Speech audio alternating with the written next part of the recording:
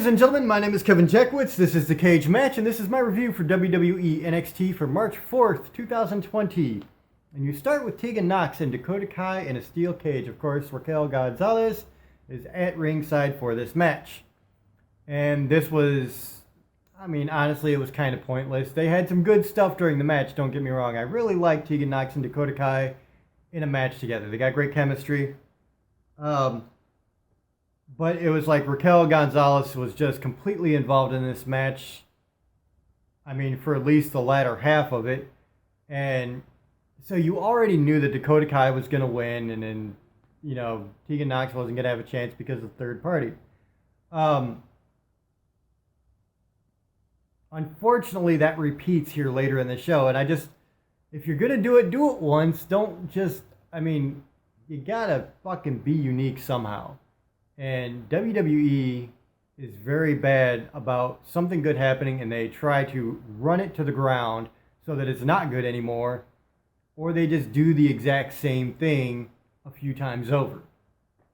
So after that cage match, which was unfortunately predictable from the beginning, you have a Rhea Ripley package, which was cool. It gives you an inside look at Rhea Ripley. That was, nice.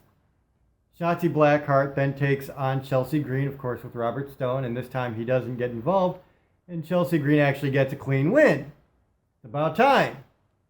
I do like Shotzi Blackheart. I don't know how I feel about, burying her, but I do like Chelsea Green, and I wish that they would give her a stronger appeal instead of losing and then having Robert Stone having to, interfere to get her wins. Make her look strong. I've always said it's nice to have a heel that is a strong heel that can win on their own merits. Then you get a Keith Lee promo. He's talking about all these guys that are wanting to come after him for the title. Cameron Grimes interrupts, and he basically challenges Keith Lee. Keith Lee pushes him out of the ring, says, "Don't worry, you can have your match," basically. Paraphrasing, of course. Then you get Bobby Fish and Kyle O'Reilly versus Oney Lorcan and Danny Burch. I like all four of these guys. It was a good match. Didn't blow me away, but it was a good match. These guys are all solid workers, and they are hard-hitting at times, all four of them. Bobby Fish and Kyle O'Reilly get the win, and then you get those two after match. They cut a promo. Well, they're talking about they want another shot at the tag titles, and the Broserweights come out basically saying, they're not hard to find. Paraphrasing again. And then the Grizzled Young Veterans come out. They attack the Broserweights and say that Undisputed Era need to get in the back of the line, basically. Then you get Isaiah Swerve Scott versus Austin Theory. Really good match. Two highly athletic guys. Austin Theory honestly looks like $1 million, and he's got a hell of a moveset. And so I'm really glad that after a very competitive looking match, Austin Theory does get the win. Then NXT takes a page out of AEW's book. They have a very cool sit-down interview with Mauro Ranallo interviewing Johnny Gargano. Johnny Gargano, of course, doing his heel stick, taking shots at Mauro Ranallo, making Ranallo obviously uncomfortable. Ranallo takes off, and Gargano, he's going to take out Tommaso Ciampa. Then you get Velveteen Dream versus Roderick Strong in, guess what? A steel cage. They open with a steel cage match and they end with a steel cage match. I think the gimmick of steel cage matches in WWE has lost its appeal. Like, you bump in a cage, nothing happens, it doesn't look like it hurts, there's no color to it whatsoever. It's a regular match with a bunch of steel around the ring. It really adds nothing to it at this point. And there's always going to be interference, and that was true here. Undisputed Era comes in. All three of the other members try to get involved. Velveteen Dream winds up throwing Roderick Strong outside, giving Roderick Strong the win, but then locks himself inside alone with Adam Cole.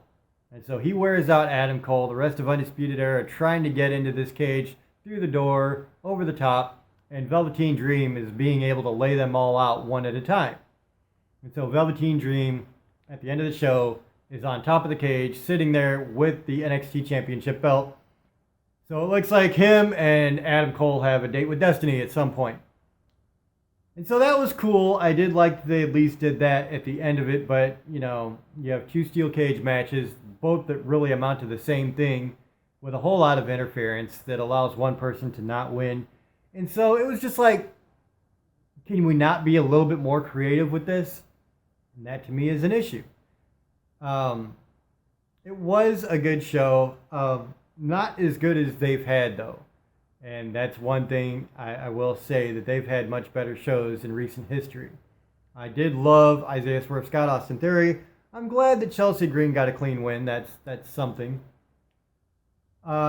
Keith Lee, Cameron Grimes, whatever. I mean, I'm sure it'll be decent, if nothing else. So, I mean, I'll give this probably a 6.5 out of 10. Because I really don't like the fact that they're just getting too repetitive. That's one of the big things that people really, truly have an unbridled hate for with Raw and SmackDown, is that, you know, everything gets formulaic and repetitive. And they do everything to the nth degree. And I don't want to see that start happening with WWE NXT. That would suck. So that's just my thought on things. I really want these guys to, you know, be their own thing. Be creative. That's the creativity is really what the fans are getting behind. So, yeah, dude, 6.5 out of 10. Let me know what you guys think in the comments below. If you enjoyed this, hit the like button, subscribe, and share. My name is Kevin Jackowitz, Kaged Nation, out.